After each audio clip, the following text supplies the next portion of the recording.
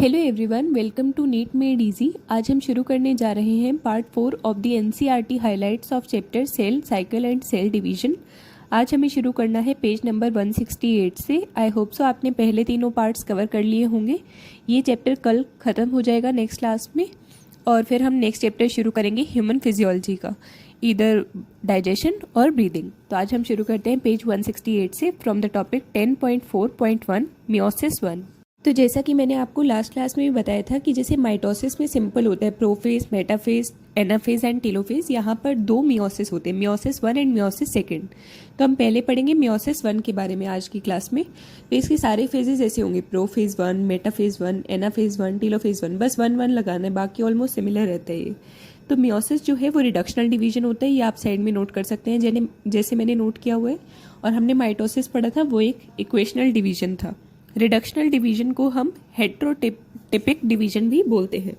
तो first topic is prophase 1। Prophase 1, prophase of the first meiotic division is typically longer and more complex when compare to the prophase of mitosis. तो जो prophase होता है meiosis 1 का, specifically आपको याद रखना है मियोसिस 1 का, वो कंपैरेटिवली लॉन्गर होता है और ज़्यादा कॉम्प्लेक्स होता है। और इस पर ना बहुत ज़्यादा क्वेश्चन पूछे जाते हैं नीट में भी। मेन क्वेश्चन यहाँ से तो मतलब आता ही आता है हर दूसरे साल में इस टॉपिक से, प्रोफेज 1 वाले टॉपिक से। अभी हम आगे पढ़ेंगे अलग अलग इसके phases. So as compare to the prophase of mitosis, it has been further sub divided into the following 5 phases.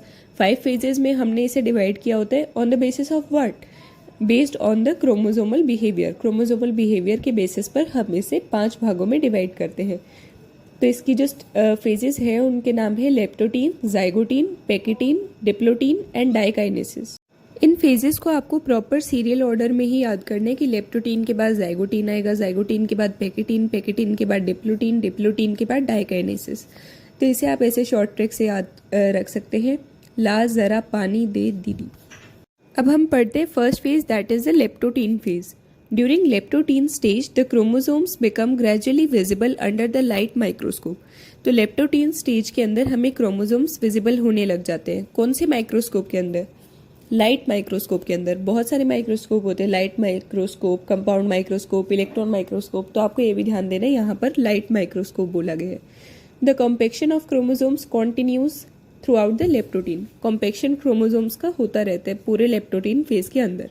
तो फर्स्ट फेज में आपको यही याद रखना है, क्रोमोसोम हमें विजिबल होने लग जाते हैं धीरे धीरे, ग्रेजुअली का मतलब होता है slowly. Under which microscope? That is a light microscope. और कॉम्पेक्शन पूरे लेप्टोटीन फेज के दौरान चलता रहता है। अब हम आते हैं नेक्स्ट फेज पर, that is zygotene phase. This is followed by the second stage of prophase 1 cold the zygotene. अब देखो, आपको ऐसे भी पता होना चाहिए कि सेकंड स्टेज कौन सी है, जाइगोटीन है। फिर आपसे पूछ जाए फोर्थ स्टेज कौन सी है, तो आप पूरा काउंट करेंगे, ला जरा पानी दे, डी आया, डी से डिप्लोटीन, तो डिप्लोटीन होगी फोर्थ स्टेज। तो आपको स्टेजेस के नाम भी ऐसे पता होने चाहिए। Next line is, during this stage chromosome start pairing together and this process of association is known as synapsis. इस फेज में क्रोमोसोम्स पेयरिंग करने लग जाते हैं और इस प्रोसेस को हम बोलते हैं साइनेप्सिस। इसका एक दूसरा नाम भी होता है, जैसे that is syndesis.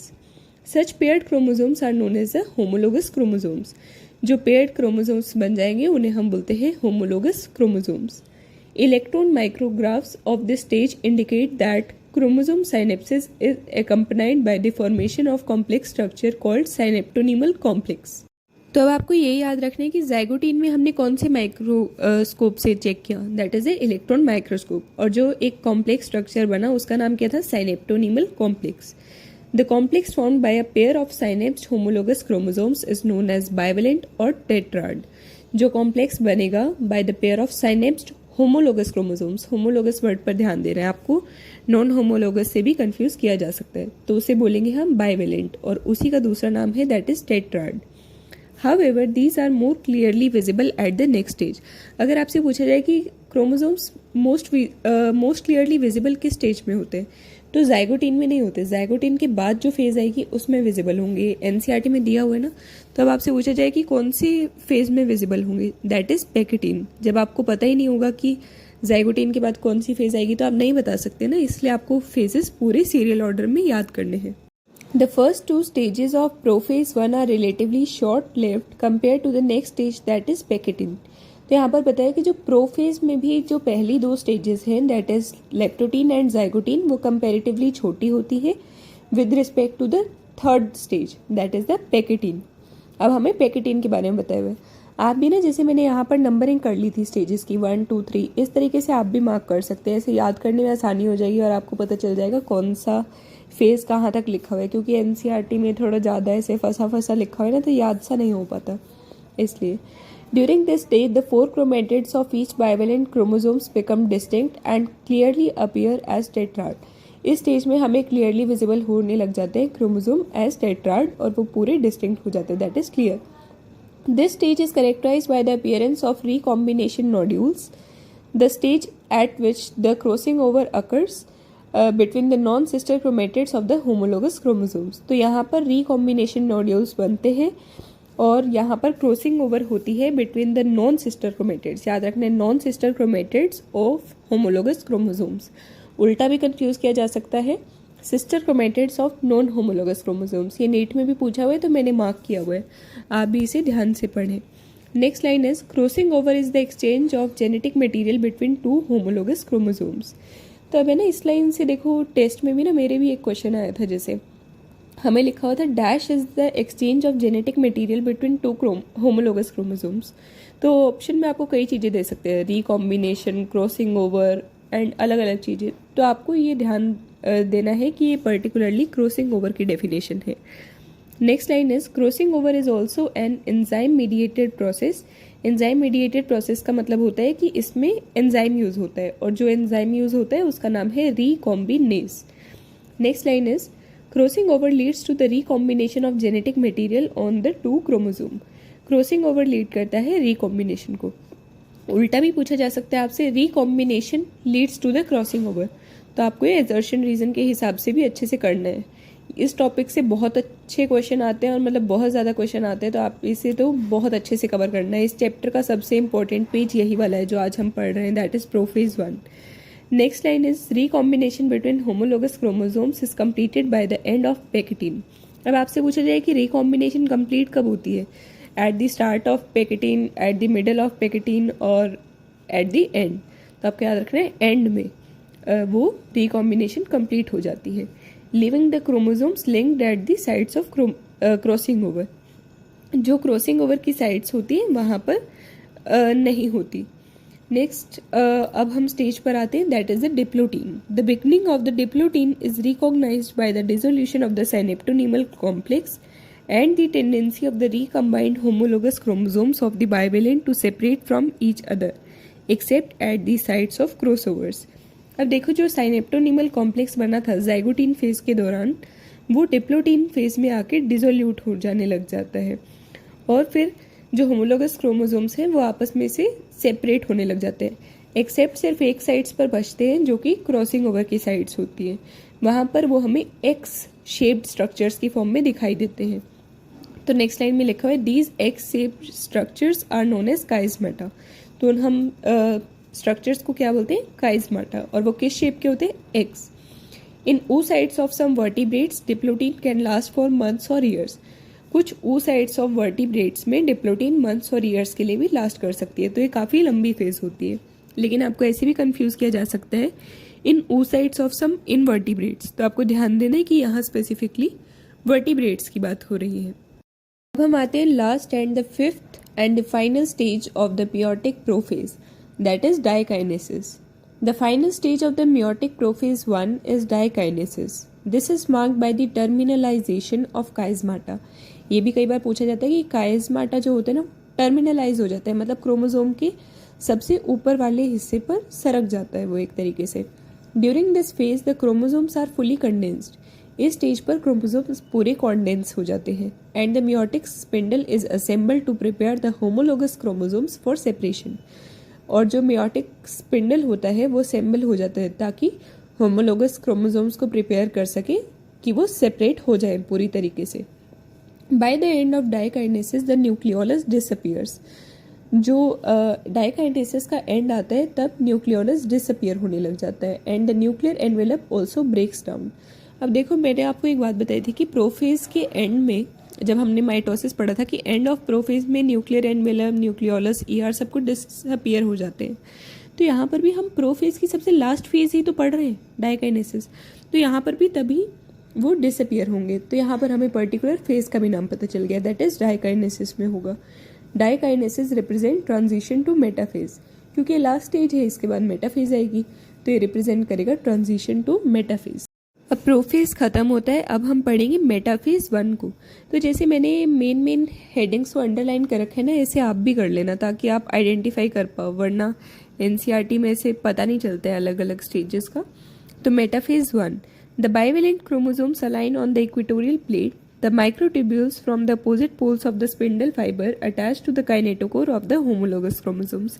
इसमें माइटोसिस की तरह होता है, जो क्रोमोसोम होंगे, लेकिन मेन ध्यान रखना यहाँ पर बाइवेलेंट क्रोमोसोम होंगे, वो अपने आप को अलाइन करेंगे इक्वेटोरियल प्लेट पर, जिसका हमने दूसरा नाम क्या पढ़ा था, मेटाफेज प्लेट।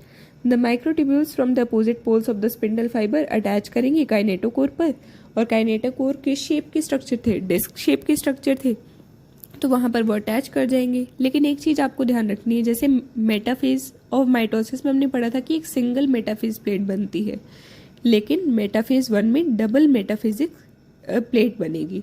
अभी हम मेटाफेज 2 भी पढ़ेंगे नेक्स्ट क्लास में, तो वहाँ पर भी सिंगल प्लेट बनेगी, लेकिन सिर्फ मेटाफेज 1 के अंदर बनती है 2 प्लेट्स।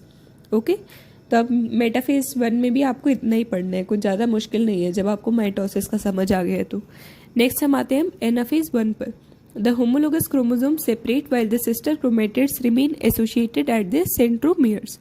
तो यहाँ पर आपको ध्यान रखना है कि सेपरेशन होगी, किसकी सेपरेशन होगी, होमोलोगस क्रोमोसोम्स की। आपको ऐसे भी कंफ्यूज किया जा सकता है, क्या सिस्टर क्रोमेटिड्स की सेपरेशन होगी, नहीं, सिस्टर क्रोमेटिड्स अटैच रहेंगे, कहाँ पर, सेंट्रोमियर पर। सेंट्रोमियर का दूसरा नाम क्या था, प्राइमरी कॉन्स्ट्रिक्शन। और सेपरेट कौन होंगे, होमोलोगस क्रोमोसोम्स। एक और इम्पॉर्टेंट आपको लाइन याद रखनी है, जो मैंने रेड लाइन से भी लिखा हुआ है, रेड पेन से, reduction in number of chromosomes first occurs here. Anaphase 1 में सबसे पहले reduction in number of chromosomes होता है। अब हम आते हैं लास्ट फेज पर, that is telophase 1। The nuclear membrane and the nucleolus reappear, cytokinesis follows, and this is known as dyad of cells. अब देखो, जैसे हमने टीलोफेज में पढ़ा था, वहां पर भी सारी ऑर्गेनेलीज और न्यूक्लियर मेम्ब्रेन, न्यूक्लियोलस रीअपियर हो गया था, सिमिलरली यहाँ पर होगा। इसके बाद साइटोकाइनेसिस होगा, जैसे हमने माइटोसिस में पढ़ा था, और इसे हम क्या बोलेंगे, डायड ऑफ सेल्स। ये मैंने आपसे क्वेश्चन ऑफ द डे में भी पूछा हुआ है, ये ध्यान रखना है। कई बार आपको क्वेश्चन में देंगे ना, तो आप कंफ्यूज हो सकते हो, ये टेट्राड था, ये डायड था, ये मोनाड था, ये क्या था, तो ये डायड ऑफ सेल्स बनेगा। Next line is, although in many cases the chromosomes do undergo some dispersion, they do not reach the extremely extended stage of the interphase nucleus।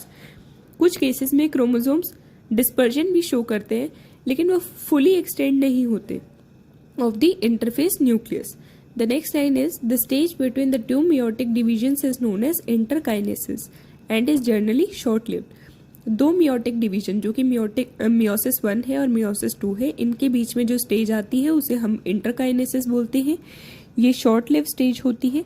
आगे बताया, there is no replication of DNA during interkinesis, यहाँ पर कोई भी DNA का replication नहीं होता। फिर नेक्स्ट लाइन में लिखा हुआ है, interkinesis is followed by prophase 2, a much simpler prophase than prophase 1। तो यहाँ पर बताया कि इंटरकाइनेसिस के बाद कौन सा स्टेज आता है, प्रोफेज 2, क्योंकि इसके बाद मियोसिस 2 शुरू हो जाएगी।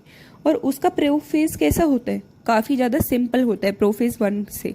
प्रोफेज 1 में तो हमने कितने सारे स्टेजेस देखे, लेप्टोटीन, जाइगोटीन, पेगिटीन, डिप्लोटीन, डाइकाइनेसिस, तो इतना कुछ नहीं होता, वो सिंपल सा फेज होता है। उसके बारे में हम नेक्स्ट क्लास में पढ़ेंगे। फिर मैंने जो ब्लू पेन से अलग से पॉइंट्स ऐड ऑन किए हुए हैं एनसीईआरटी में, आप भी लिख सकते हैं। इंटरकाइनेसिस में डीएनए रेप्लिकेशन नहीं होता है और हिस्टोन प्रोटीन की सिंथेसिस भी नहीं होती, लेकिन सेंट्रियोल्स के पेयर रेप्लिकेट करते हैं। अब हम देख लेते हैं ऊपर जो फिगर दी हुई है, that is the figure 10.3, stages of meiosis 1। तो फर्स्ट फेज में हमें शो किया है prophase 1, next is the metaphase 1, यहाँ पर आप देख सकते हैं डबल मेटाफिजिक प्लेट बनी हुई है। Next is the anaphase 1, this phase is responsible for deciding genetic constitution of gametes. ये मेरे एक टेस्ट में पूछा गया था, इसलिए मैंने ऐड कर लिया था, तो आप भी ऐड कर सकते हैं। ये मेनली इसलिए हुआ था क्योंकि होमोलोगस क्रोमोसोम्स यहाँ पर सेपरेट हुए थे। जो हमें नेक्स्ट फिगर शो की हुई है दैट इज़ ऑफ टेलोफेज 1। तो ये फिगर्स भी आपसे दी जा सकती है और पूछा जा सकता है ये कौन सा फेज है। तो आपको ना इस चैप्टर की सारी फेजेस देखनी पड़ेगी। अभी तो जैसे आप आइडेंटिफाई कर लेंगे, हाँ ये मेटाफेज है, ये एनाफेज है, लेकिन बाद में आपको ऐसे भी आइडेंटिफाई करना पड़ेगा, ये मेटाफेज 1 है, ये मेटाफेज 2 है, ये मेटाफेज है, क्योंकि पेपर में तो सारे ही सिलेबस से आएगा ना। तो आज हमें यहीं तक कवर करना था। आई होप सो आपको अच्छे से क्लियर हो गई होंगी जो भी मैंने पढ़ाया आज की क्लास में। आज का टॉपिक जो पढ़ा है इससे मैक्सिमम क्वेश्चन आते हैं, इसे ढंग से कवर कर लेना आप। कल ये चैप्टर ख़त्म हो जाएगा, कल इसकी लास्ट क्लास आएगी, फिर हम शुरू करेंगे next chapter. Thank you so much.